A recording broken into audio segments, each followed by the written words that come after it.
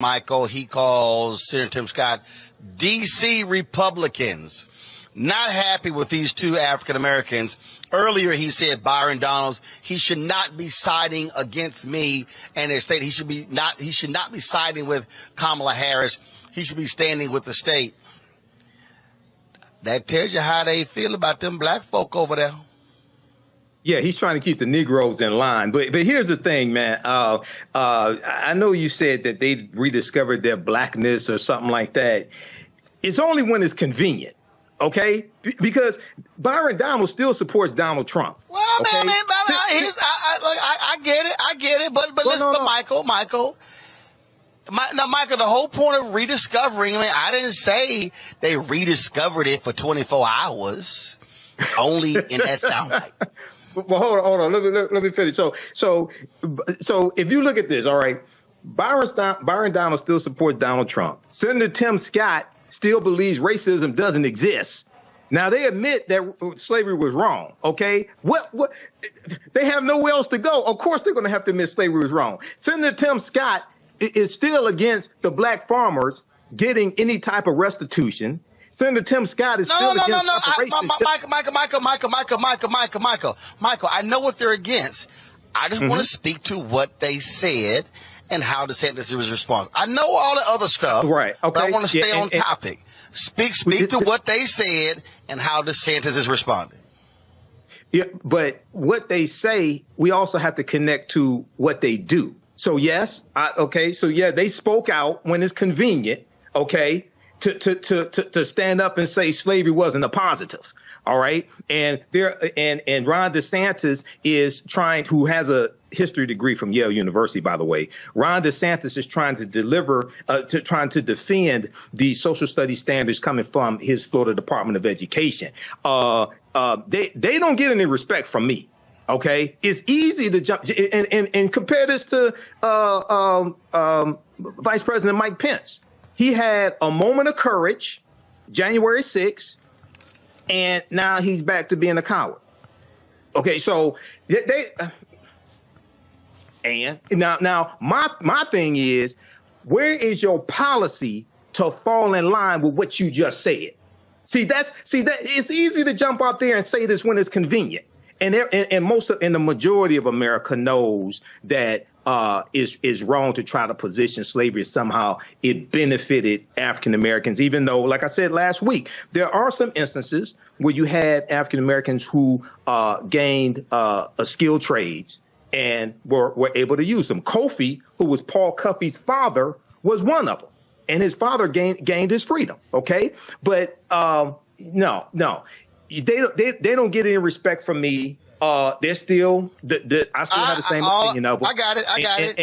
And I want to know where's your policy to fall in line with middle school.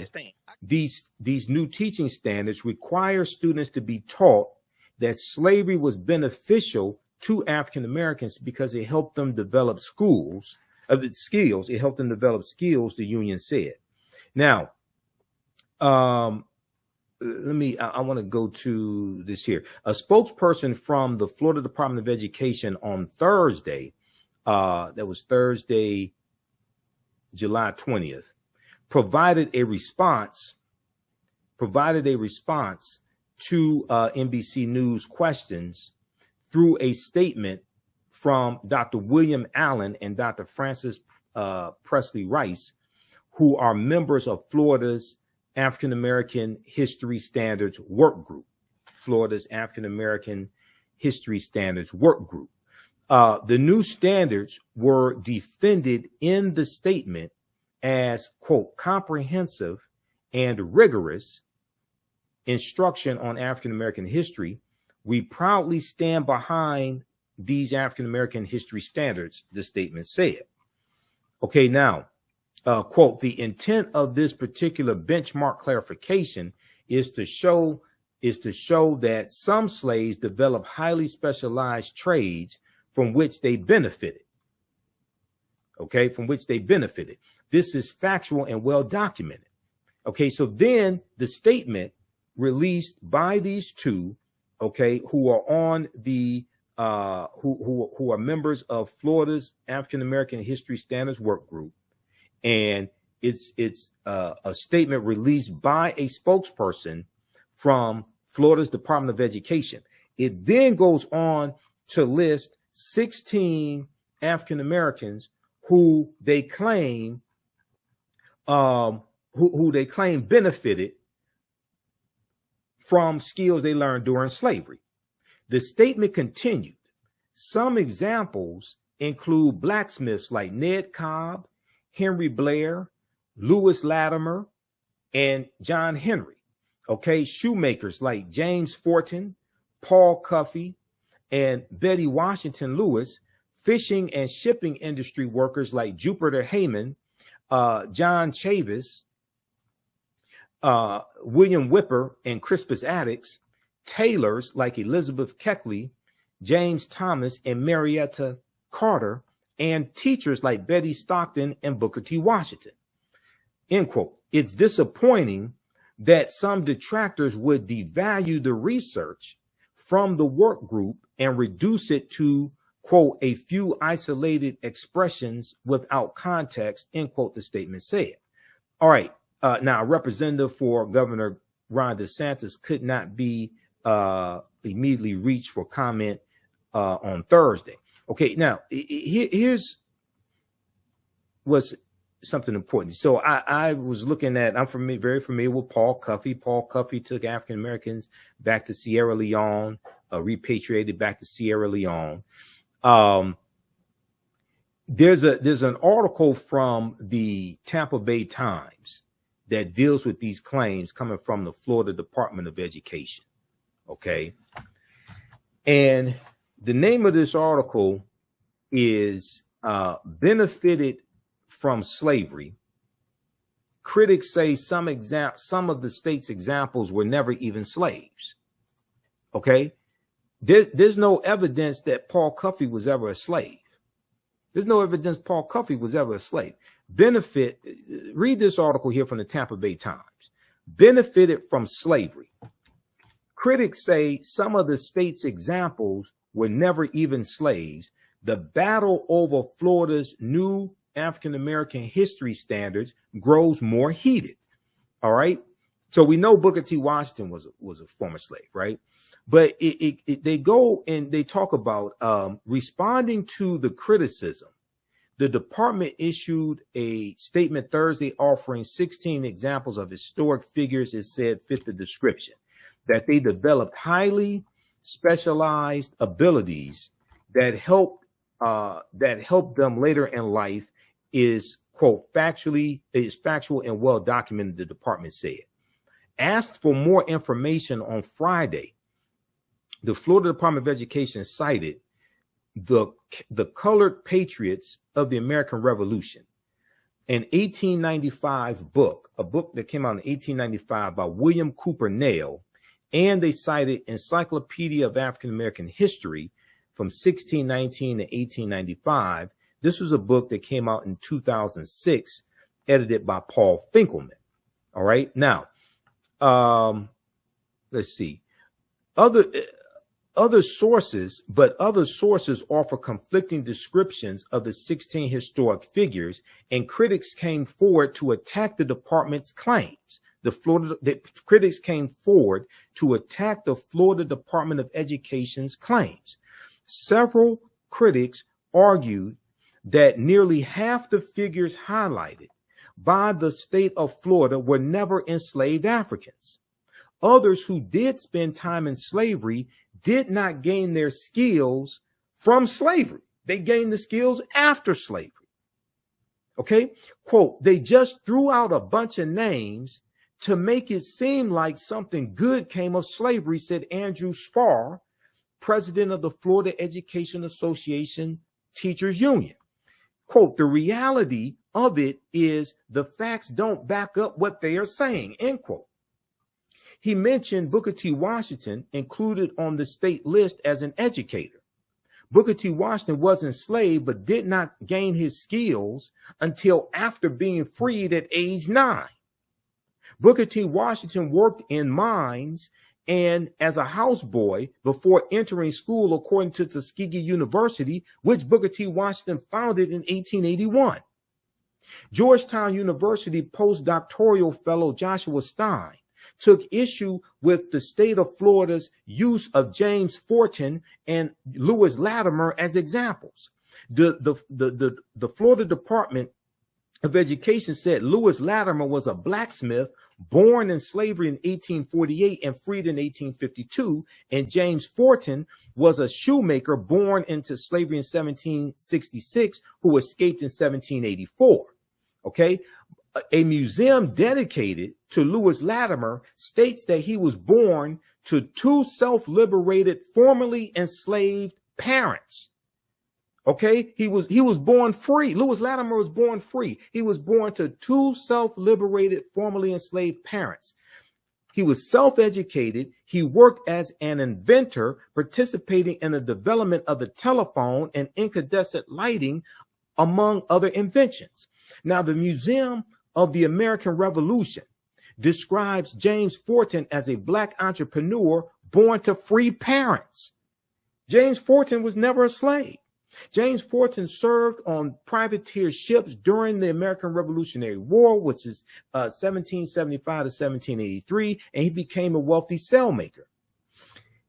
Not only were they not slaves, Stein wrote on Twitter, they provided professions also, their provided professions also were incorrect. Quote, so you're wrong on both halves, end quote. Other examples is that of Henry Blair. Now, I went to biography. So, you know, I looked at Paul Cuffey and I was familiar with Paul Cuffey already. I was familiar with Henry Blair. Let's look at this quickly. We'll come back to Henry Blair. Let's look at this here on Paul Cuffey, because Paul Cuffey was listed as by the Florida Department of Education as somebody who was a former slave and gained valuable skills during slavery, right? And Paul Cuffey went on to become a wealthy African-American man. This is from blackpast.org. Blackpast.org, we use some of their articles in our class, in the classes I teach. They have 6,000 pages of documents of articles dealing with African history and African American history. Paul Cuffey lived 1759 to 1817. Here's a painting of Paul Cuffey. Okay, Paul Cuffey was born free. Okay, Paul Cuffey wasn't a slave. Paul Cuffey is best known for his work in assisting free blacks who wanted to immigrate to Sierra Leone. Paul Cuffey was born free on Cuttyhunk Island, Massachusetts, near New Bedford, sometime around 1759. The exact date of his birth is unknown. He was the youngest of 10 children. His father, Kofi, K-O-F-I, Kofi, also known as Cuffy Slocum, was from the Ashanti Empire in West Africa. Kofi, his father, Kofi was captured and enslaved and brought to New England at the age of 10. Paul Cuffey's mother, Ruth Moses, was a Native American woman. Kofi, Paul Cuffey's father from the Ashanti Empire, was a skilled tradesman who was able to earn his freedom. So like I said, you do have examples of African people who were able to use skills that they acquired, either brought here from Africa or learned here, and use it to make money and acquire and gain their freedom. You do have examples of that, but that was not the norm. That was not the majority of them. Okay, so Kofi died when Paul Cuffey was a teenager. The younger Paul Cuffey refused to use the name Slocum, which his father had been given by his owner, and instead took his father's first name, Kofi, and adjusted and anglicized, I guess, to Cuffey, K-U-F-F-E, but it really comes from Kofi, which is West African. Okay, read the rest of this here on Paul Cuffey. Paul Cuffey was never a slave. Henry Blair was never a slave. Lewis Latimer was never a slave. So not only are they pushing a revisionist history, they just making stuff up. They're just making, the Florida Department of Education is just making things up that are easily verifiable. The Florida Department of Education gave the example of Henry Blair. The department listed Henry Blair as a slave who became a blacksmith and an inventor. Biography.com and several other websites state that there is no information indicating that Henry Blair was ever enslaved. He invented a corn planter and a cotton planter, becoming the second African American to earn a U.S. patent. Okay, they're just making stuff up. The department referred to Paul Cuffey, who we just talked about, as a shoemaker and a ship owner born into slavery and escaped to freedom in 1781. According to paulcuffey.org, operated by the Westport Historical Society, Paul Cuffey was born in 1759, okay, to an emancipated slave. Having worked on whaling boats starting at age 14, he established a shipping business in Massachusetts. The statement mentioned John Chavis. They mentioned John Chavis as a fisherman born into slavery, who later was known for his work in teaching. The North Carolina Museum of History states that John Chavis was born into a free black family in North Carolina, fought in the American Revolutionary War, and became an educator. Okay, read the rest of this here. Okay, so we have to take direct action against the Florida Department of Education. But this is an example of how elections have consequences. And I was warning people in 2018 when Andrew Gillum, the African-American mayor of Tallahassee, Florida, ran against Ron DeSantis, 2018 gubernatorial election. You had these woke ass black people in Florida, some of them, who said they weren't voting for Andrew Gillum because Andrew Gillum did not have a black agenda.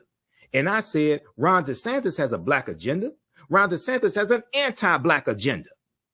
And an anti-black agenda is worse than not having a quote unquote black agenda. But a black agenda is not what politicians give us. That's what we give politicians that we craft based upon understanding history, economics, law, and politics. We have to understand history to understand how to perceive these threats that are coming so we can stop them. We had the votes to stop Ron DeSantis, but they didn't do it in Florida. He's not going to win the presidency. His campaign is tanking. But this is the type of damage that white supremacists can do in a state. This is the type of damage white supremacists can do in a country. Okay? All right, look, we look at the influence from Africa that we see here in the land we call the United States of America.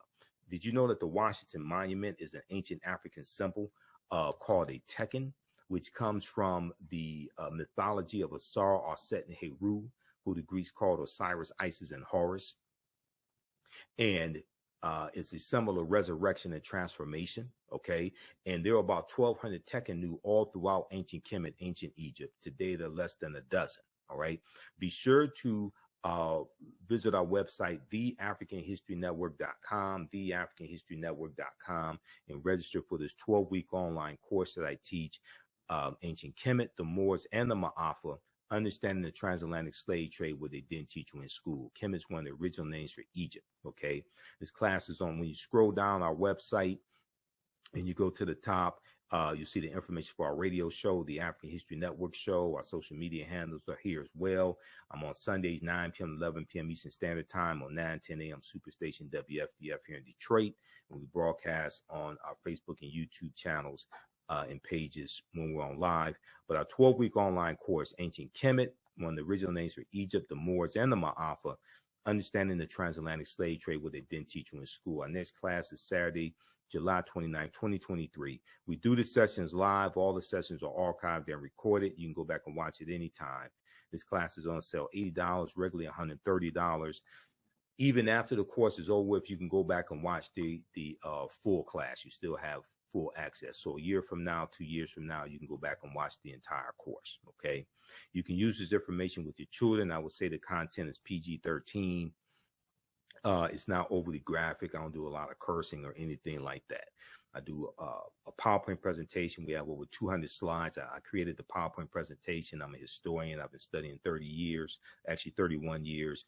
There are about 80 to 100 articles that we reference, the video clips that we look at as well, and book references also. We show you the book references on the screen. You don't have to buy any of these books to follow.